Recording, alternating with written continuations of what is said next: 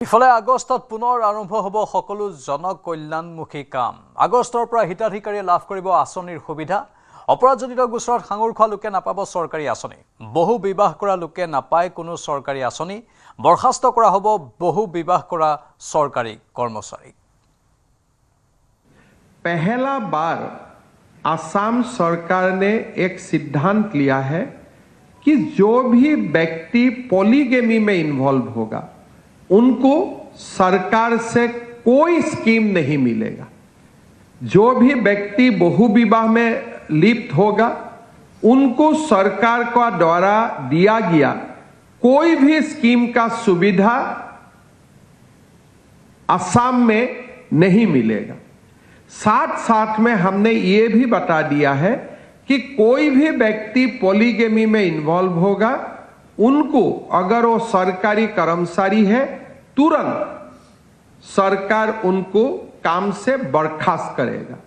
साथ में हम ये भी बताया है हमारा बजट में हमें जो ये हजारों करोड़ रुपया हम लोगों को हम देने का काम करता हूँ, शिक्षा या महिला उत्तरण जैसा कोई भी स्कीम में अगर उनका क्रिमिनल एंटीसीडेंट होगा तब भी वो स्कीम का योग्य पात्र विवेचित नहीं होगा।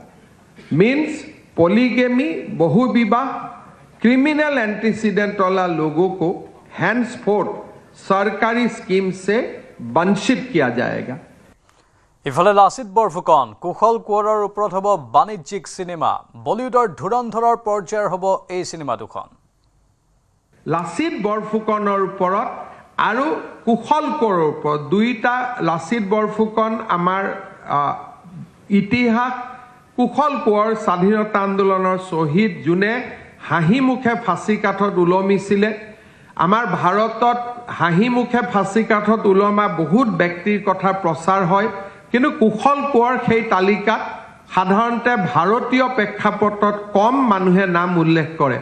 এই দুইজন বীৰ, এজন ঐতিহাসিক বীৰ, এজন সমসাময়িক বীৰ, এই দুইজন ব্যক্তিৰ ওপৰত আমি দুখন কমাৰ্চিয়েল ফিল্ম আৰু ভাল যেনেকুৱা ধুৰন্ধৰ লেভেলৰ ফিল্ম আমি দুখন আমি নিৰ্মাণ কৰাৰ প্ৰস্তাৱ কৰিছোঁ। তাৰ কাৰণে ৰাজ্য চৰকাৰে 100 কোটি 150 কোটি যেনেকে বিনিয়োগ কৰিব লাগে আমি তেনেকে বিনিয়োগ কৰিম, যাতে ছত্ৰপতি শিৱাজীৰ পৰ্যায়লৈকে ভাৰতীয় প্ৰেক্ষাপটত, বিশ্ব প্ৰেক্ষাপটত আমি লাচিত বৰফুকনক আমি লৈ যাব পাৰোঁ।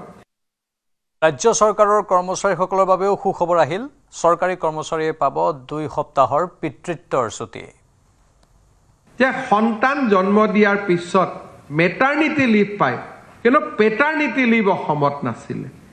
মাকগৰাকী হস্পিটালত থাকে প্ৰথম 6 দিন 7 দিন। দেউতাকগৰাকীয়ে মাকৰ লগত থাকিব লাগে, মাককো চাব লাগে, সন্তানকো চাব লাগে। তাৰ কাৰণে তেওঁলোকে কেজুৱেল লিভ লয়। সেইকাৰণে এইবাৰ আমি কৈছোঁ যে এটা সন্তান জন্ম পোৱাৰ পিছত বা জন্ম হোৱাৰ পিছত পিতৃজনেও 2 সপ্তাহৰ বাবে পেটাৰনিটি লিভ পাব। আমাৰ ৰাজ্যৰ কৰ্মচাৰীৰ বাবে ই আৰু এক সুখৰ বাতৰি। আমি অসমখনক আগবঢ়াই লৈ যোৱাৰ ক্ষেত্ৰত ই আৰু এক সুখৰ বাতৰি। 6,000 কোটি টকা ব্যয় কৰি গুৱাহাটীত ছেটেলাইট চিটি নিৰ্মাণ কৰিব। গুৱাহাটী বিমানবন্দৰক কেন্দ্ৰ কৰি বনোৱা হ'ব ছেটেলাইট চিটি। ছেটেলাইট চিটিৰ প্ৰভাৱ বকুলৈকে পৰিব। গুৱাহাটীখন খুলি দিয়াৰ বাহিৰে আমাৰ হাতত কোনো উপায় নাই। ইতিমধ্যে 900 বিঘা মাটি ক্ৰয় কৰিছে চৰকাৰে। ছেকেণ্ড যিখন ছেটেলাইট চিটি হ'ব, ইয়াৰ কামটো কি যে চৰকাৰে মাটিখিনি ল'ব, চৰকাৰে ট্ৰাংক ইনফ্ৰাষ্ট্ৰাকচাৰ বনাব, যে ৰাস্তা, পানী, ইলেক্ট্ৰিচিটি।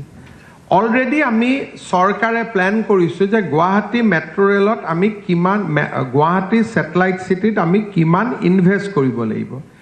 তাৰপিছত তাতে জ'নিং হ'ব, central government office, state government office, medical college, stadium, আমাৰ কনচাৰ্ট ইকনমিৰ বাবে এৰেনা, হস্পিটাল, এনেকৈ জ'নিং হ'ব।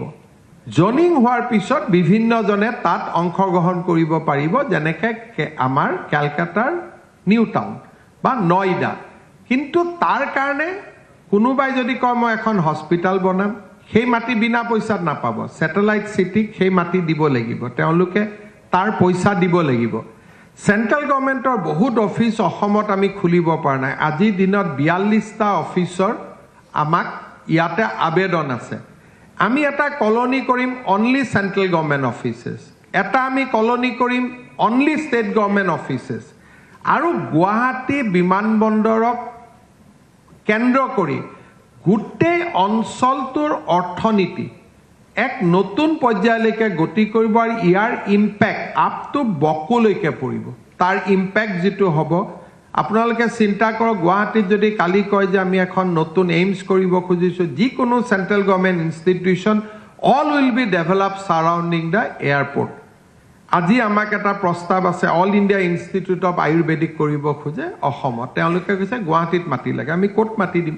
আমাৰতো কোনো মাটি নাই এই যে আমি গুৱাহাটীখন আহি এটা শেষ পৰ্যায়ত উপনীত হলো এতিয়া যদি কালি যদি মোক কোনবাই কয় যে আমেৰিকাৰ এম্বেসি এটা আমি গুৱাহাটীত কৰিব খুজিছো আমাৰ মাটি নাই সেই কাৰণে গুৱাহাটীখন খুলি দিয়াৰ কাৰণে স্যাটেলাইট সিটি প্ৰজেক্টৰ কোনো বিকল্প নাই গতিকে তাৰ কাৰণে এই প্ৰজেক্টটো আমি বাজেটত উত্থাপন কৰিছো অৰ্থাৎ এইবিলাক ফিউচাৰিষ্টিক বাট ফিউচাৰিষ্টিক হলে এনেকুৱা নহয় যে আজি কিবা এটা সপোন দেখি কৈ দিছো ইতিমধ্যে যোৱা 2 বছৰ 3 বছৰত এইবিলাকৰ ওপৰত কাম আৰম্ভ হৈছে আৰু স্যাটেলাইট সিটিৰ কাৰণে ইতিমধ্যে 900 বিঘা মাটি চৰকাৰে ইতিমধ্যে কিনি ললে 900 বিঘা আমাৰ হাতত আহিলে অলৰেডি অৰ্থাৎ এই গোটেই কামবিলাক আমি বাজেটত এনেকে কিবা এটা কালি ৰাতি চিন্তা কৰি দিয়া নাই all plans all announcement are backed by a solid philosophy হেতু হৈছে বাজেটখনৰ মূল উদ্দেশ্য আৰু গুৱাহাটীত মেট্ৰো ৰেল স্থাপনৰ পৰামৰ্শ দিছে প্ৰধানমন্ত্ৰীয়ে ৰিং ৰোডৰ চাৰিওফালে মেট্ৰো ৰেল প্ৰকল্পৰ পৰামৰ্শ মেট্ৰো ৰেল স্থাপন হলে গুৱাহাটীৰ সম্প্ৰসাৰণ ঘটিব সম্প্ৰসাৰণ ঘটিলে পাহাৰ দখলো কমি যাব গুৱাহাটীত মেট্ৰো ৰেলৰ প্ৰজেক্টটো সাজু হলে ফান্ডিঙৰ বাবে অসুবিধা নাই বুলি উল্লেখ কৰে মুখ্যমন্ত্ৰীয়ে আমাৰ গুৱাহাটীখন যদি চাই গুৱাহাটীৰ লিংকটো ক'ত আছে শুৱালকুছিৰ লগত গুৱাহাটীৰ লিংকটো আছে ৰঙিয়াৰ লগত গুৱাহাটীৰ লিংকটো আছে জাগিৰোডৰ লগত সানমাৰীৰ পৰা গুৱাহাটী ক্লাবলৈকে আমাক মেট্ৰো ৰেল নালাগে কাৰণ সেইখিনি খোজকাঢ়ি যোৱাতে হৈছে প্ৰপাৰ হেলথ এণ্ড ফিটনেছ গণেশগুৰিৰ পৰা উলুবাৰী যাবলৈকে আমাক ৰিং ৰোড নালাগে আমাক মেট্ৰো ৰেল নালাগে আমাক কি লাগে যাতে এয়াৰপোৰ্টৰ পৰা মানুহ এজন জালুকবাৰীলৈকে আহি বা মেট্ৰো ৰেলখন জালুকবাৰী ধল জালুকবাৰীৰ পৰা এয়াৰপোৰ্টলৈকে তাৰ লাইন এটা গ'ল মেট্ৰো ৰেলখন বাইহাটা চাৰিআলিত মানুহ এজন উঠিব পাৰিলে আৰু মানুহজনে আহি গুৱাহাটীৰ বৈশিষ্ট্যত নামিব পাৰিলে অৰ্থাৎ আমাৰ নেশ্যনেল হাইৱেত নামিব পাৰিলে চিপাঝাৰৰ পৰা মানুহজন কুৰুৱালৈকে আহিলে কুৰুৱাৰ পৰা উঠি খানাপাৰা 3 মিনিট বা 5 মিনিটত নামিব পাৰে সব প্ৰধানমন্ত্ৰী ডাঙৰীয়াই আমাক পৰামৰ্শ দিছিলে যে ৰিং ৰোডৰ চাৰিওফালে গুৱাহাটীৰ মেট্ৰো ৰেলৰ প্লেনিং হ'ব লাগে গুৱাহাটীৰ ভিতৰত নহয় কাৰণ গুৱাহাটী যে ভেৰি স্মল সিটি মানুহে যদি কোনোবাই ভাবে মই মালিগাঁৱৰ পৰা ভৰলু মুখলৈকে মেট্ৰো ৰেলত উঠিম সেইটো কেতিয়াও ফিজিবলো নহয় কিন্তু নলবাৰীৰ মানুহ এজন যদি বাইহাটা চাৰিআলিলৈকে আহি বাইহাটা চাৰিআলিত মেট্ৰো ৰেলত উঠিব পাৰে তেলে গুৱাহাটী উইল বি এক্সপাণ্ডেড তেতিয়া কোনো মানুহে গুৱাহাটীৰ পাহাৰত মাটি দখল কৰাৰ কথা চিন্তা নকৰে কাৰণ আমাক সিটি উইল বি এক্সপাণ্ডেড সেইকাৰণে প্ৰধানমন্ত্ৰী ডাঙৰীয়াই আমাক পৰামৰ্শ দিছে যে গুৱাহাটীৰ মেট্ৰো ৰেলৰ চাৰিওফালে আমি এটা ৰিং ৰোডৰ চাৰিওফালে আমি মেট্ৰো ৰেলৰ পৰা এটা প্লেনিং কৰিব লাগে আমি বাজেটত উল্লেখ কৰিছো আৰু যেটো নিউ দিল্লীত মেট্ৰো ৰেল চলাই তেওঁলোকক আমি প্ৰজেক্ট প্ৰিপাৰেচনৰ দায়িত্ব দিয়াৰ বাবে সিদ্ধান্ত লৈছো আৰু যদি এবাৰ প্ৰজেক্ট প্ৰিপেয়াৰ হৈ যায় funding will not be a problem because blessings of prime minister is there আৰু গণেশগুৰিত জুবিন গাৰ্গৰ ফটো মচি পেলোৱাক লৈও প্ৰতিক্ৰিয়া প্ৰকাশ কৰে মুখ্যমন্ত্ৰীয়ে এতিয়াৰে পৰা এছএফআইৰ দলটোৱে উৰণ সেতুত আঁকিব নোৱাৰিব ফটো দলটোৱে উৰণ সেতুত ছবি অংকন কৰিলেই গ্ৰেপ্তাৰ হ'ব আৰক্ষীক কঠোৰ নিৰ্দেশ মুখ্যমন্ত্ৰী হিমন্ত বিশ্ব শৰ্মাৰ গণেশগুৰিৰ ফটোখন জুবিন গাৰ্গৰ যেন লগাই নাছিল সেইকাৰণে ৰং মিস্ত্ৰী দুজনে মচি দিছিল ফটো মচি দিয়া ৰং মিস্ত্ৰী দুজন জুবিন গাৰ্গৰ অনুৰাগী মিস্ত্ৰী দুজন ঠিকাদাৰজন অসমীয়া কোনো মিয়া নহয় ফটো অকা গ্ৰুপটো এছএফআই মুখ্যমন্ত্ৰীৰ বক্তব্য এয়া গণেশগুৰি ফটোখন লৈ ফটোখন চৰকাৰে মুচিছিলে নেকি দুজন পেইণ্টাৰে মোৰ লগত ষ্টেটমেণ্ট আছে, দুজন পেইণ্টাৰে থানাত ষ্টেটমেণ্ট দিলে যে এইখনতো জুবিনৰ ফটো যেন নালাগে, সেইকাৰণে আমি মুচি দিছোঁ। দুজন পেইণ্টাৰ, দুইজন পেইণ্টাৰ কিন্তু মুছলিম নহয়, অসমীয়া ল'ৰা। এতিয়া সেই দুজনৰ মই নাম আপোনালোকক প্ৰকাশ কৰিম, আপোনালোকে ইণ্টাৰভিউ ল'ব যে তাত চৰকাৰে মুচিব দিছিল নেকি। ঠিকাদাৰজনো অসমীয়া আৰু তিনিওজনে জুবিনৰ ভক্ত। তেওঁলোকে ক'লে, আমি সুধিলোঁ কিয় মুচিলি? বোলে এইখনতো দাদা জুবিন বুলিতো আমি ভবা নাছিলোঁ। দুইজন অসমীয়া, মই চিপিক কৈ দিম, আপোনালোকে নামটো ল'ব, দুইজন অসমীয়া মিস্ত্ৰী, কোনো বাংলাদেশী মিয়া নহয়, শুদ্ধ অসমীয়া, আৰু কণ্ট্ৰেক্টৰজনো শুদ্ধ অসমীয়া ডেকা। তেওঁলোকে মুচিলে। আমি গধূলি সুধিলোঁ, ভাই কিয় মুচিলি? তেতিয়া তেওঁলোকে ক'লে যে এইখনতো জুবিনদাৰ ফটো যেন লগা নাই কাৰণে মুচি দিলোঁ, আমিতো নাজানো এইখন জুবিনৰ ফটো বুলি। এতিয়া ময়ো যদি ৰং মিস্ত্ৰী হ'লোহেঁতেন, আজি থকা ফটোখনতো জুবিন গাৰ্গৰ দৰে নালাগে। জুবিনৰ ফটো এখন সামাজিক নিয়মে কি কয় যে জুবিন গাৰ্গৰ ফটো এখন গৰিমা গাৰ্গে অফিচিয়েলি ৰিলিজ কৰিব, যে এইখন জুবিনৰ আনুষ্ঠানিক পৰ্ট্ৰেট হ'ব। চব মানুহে সেইখন আঁকিব, আঁকাততো আপত্তি নাই। এখন ফটো ৰিলিজ হ'ব লাগিব নে নাই? চবেইতো চব ধৰণে আঁকিব নোৱাৰে, আঁকিব পাৰে নেকি আপোনালোকে কওকচোন? ৰাষ্ট্ৰপতিৰ ফটো, আমি যিকোনো ফটো লগাব নোৱাৰোঁ। এখন পৰিয়ালে ফটো ৰিলিজ কৰি দিয়ে যে এই ফটোখনেই প্ৰতিমূৰ্তি বনালেও এইখন ফটো। এতিয়া কি হৈছে, তাকে লৈ তেজপুৰত এখন অদ্ভুত ফটো বনায়, বৰপেটাত এখন অদ্ভুত ফটো বনায়, তাকে লৈ দুদিন ছ'চিয়েল মিডিয়াত চৰ্চা।